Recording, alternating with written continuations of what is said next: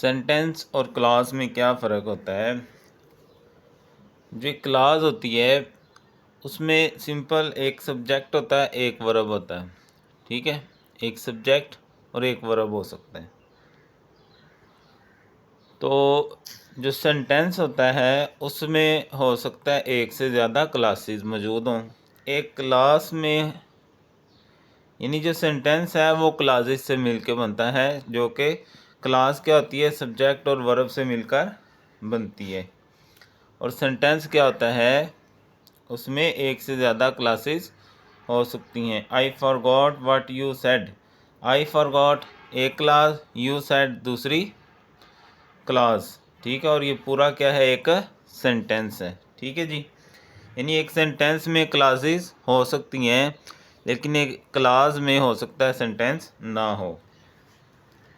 तो क्लास क्या हुई, जो सब्जेक्ट और वर्ब पर मुश्तमिल होती है। और सेंटेंस क्या है, जो मुख्तलिफ क्लासेस से मिलकर बनता है। अब जो क्लासेस हैं वो दो तरह की होती हैं, एक इंडिपेंडेंट क्लास होती है और दूसरी डिपेंडेंट क्लास होती है। इंडिपेंडेंट क्लास ऐसी क्लास होती है जो अपना मफहूम पूरा अदा कर रही हो, उसको दूसरे से कुछ भी मदद लेने की ज़रूरत ना पड़े, अपना मतलब वो पूरा अदा कर रही हो। Sun revolve round the sun, सूरज अराउंड द अर्थ आना था यहाँ। ठीक है, सूरज जो है वो ज़मीन के गिर्द घूमता है, बात ख़त्म होगी, पूरी होगी, समझ आ रही है। तो ये है इंडिपेंडेंट क्लास।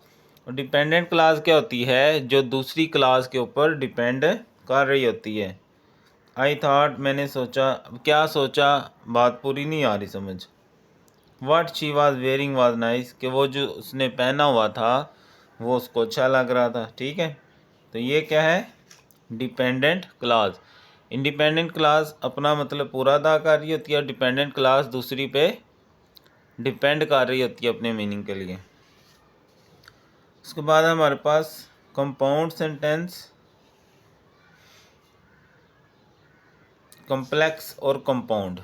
ठीक है, तो कंपाउंड सेंटेंसेस कौन से होते हैं, it is made of two or more main classes.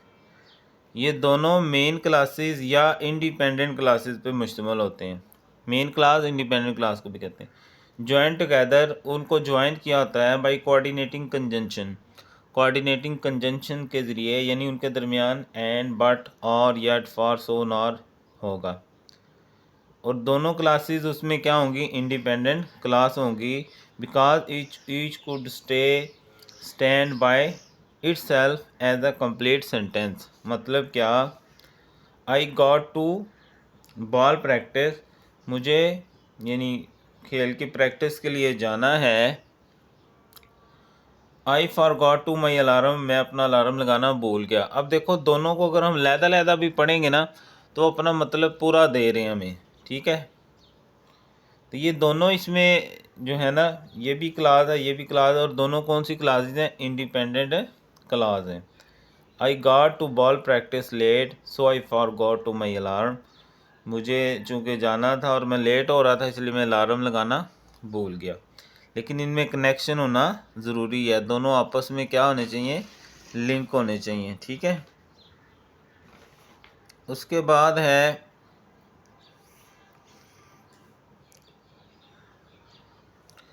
दूसरी जो है कॉम्प्लेक्स सेंटेंस।